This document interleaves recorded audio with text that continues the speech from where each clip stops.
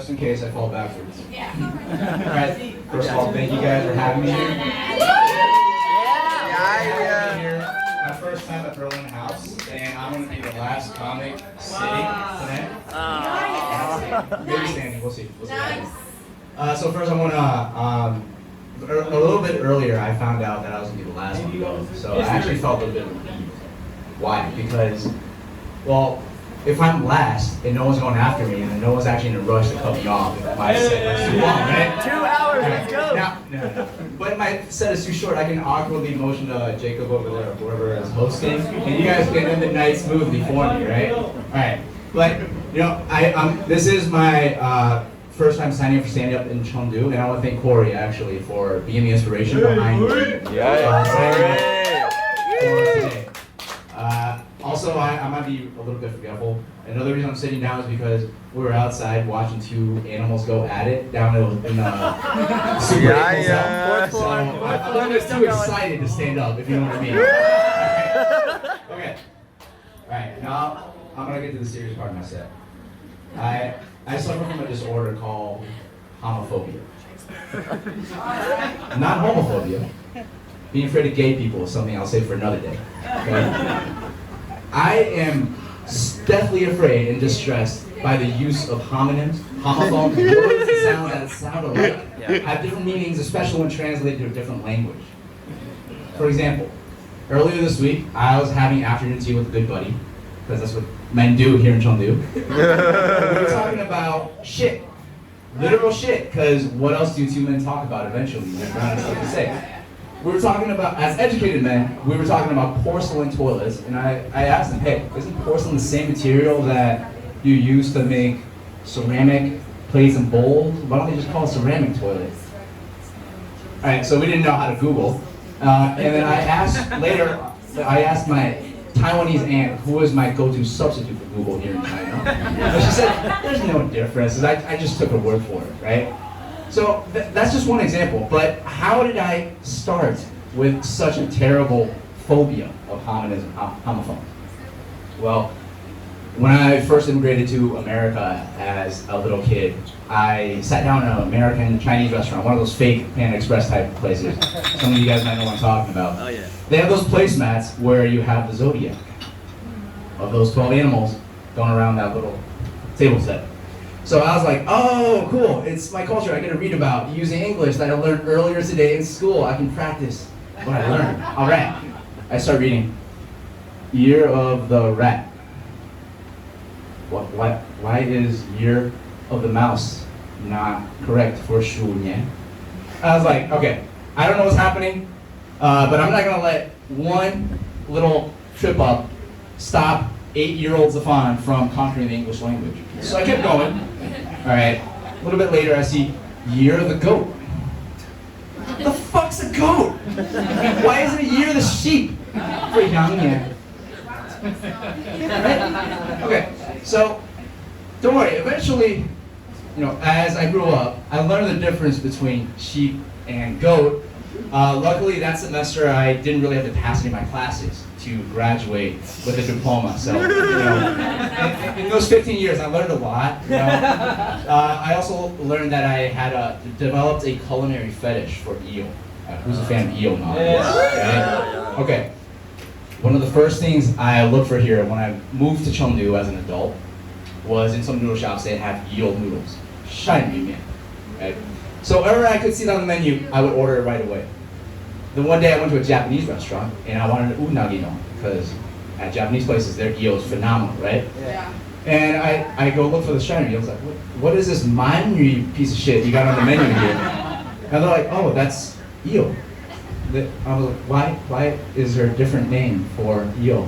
I can't compute, right? Shiner. So apparently, homophones was also a thing in the other language, and at this point I was thinking, wow, why is there a difference? So I looked up the Japanese origins, unagi, anago, some of you guys might know. Apparently there's a difference between freshwater and saltwater eel. Wow. And being the idiot Americans we are, we don't eat shit that isn't made on a farm. Of course you're not gonna go around looking for like phalluses in the river, in the ocean. And be like, oh, that phallus is different from that phallus, right? Of course you're just gonna go, ew! And that's how you got the name Eel. That's probably why, I guess.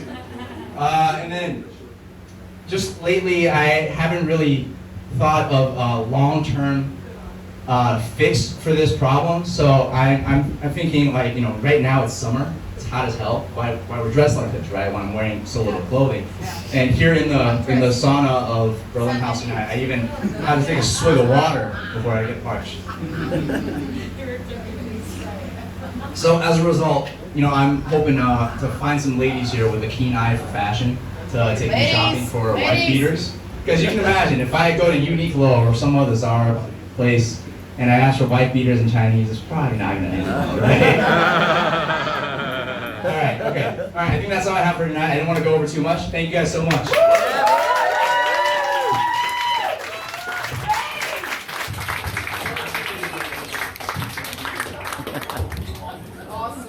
It's over!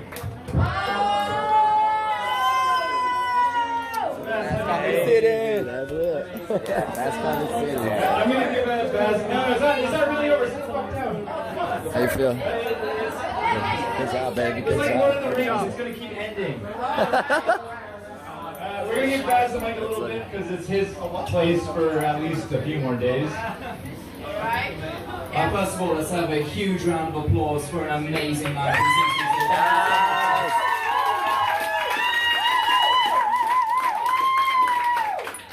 I can't remember the last time we had so many acts come up here and just smash it. It was like amazing. I laughed so much. That was amazing. Jacob, thank you so much for hosting. Yes.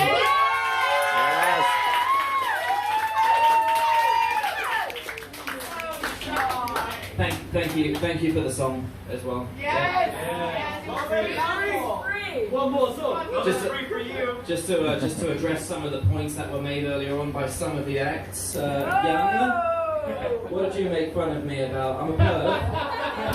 I'm sorry that my girlfriend is dressed like a schoolgirl. All right, did you see her? No, you're not. Did you see? Fucking That's true. love it. Where's Angie? Angie, you still here? Yeah. Making fun of my small penis, Angie? Every time. I'll tell you what, Angie, looks massive when you put it in a baby's hand, alright?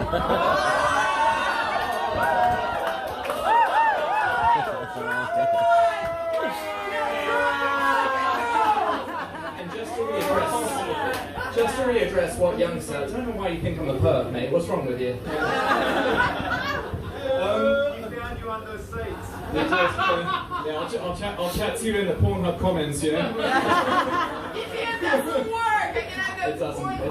Anyway, guys, very quickly, I just wanted to say that Berlin Haus will be closing down in a few days. This is the last weekend.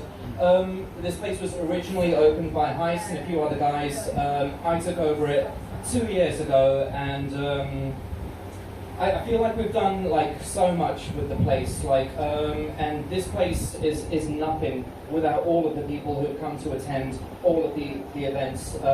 Obviously, I'm gonna later on in a big WeChat post, I'll say a big thank you to all of the people and all the organizations that I've worked with, but I don't think any organization or company or whatever, as much as Chengdu Comedy Club, has brought in so many new people to Berlin Haus. So a huge thank you to Chengdu Comedy Club.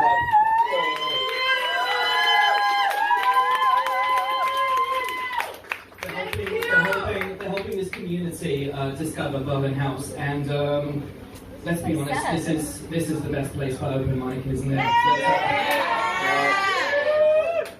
Don't worry, guys. You've always got BNS and Tim's Texas Barbecue and Home Plate. Anyway, I'm sure you guys are going to continue to keep doing amazing things. The community of comedians in CCC just keeps growing, and it's amazing.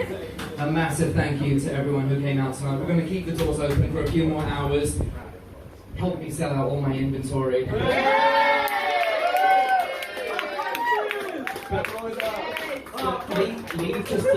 Leave just a little bit for the guys tomorrow. We've got the yard sale, so hang around, have some drinks, socialise, and for the love of God, let's open those fucking doors, please. Let's do it for Zifan.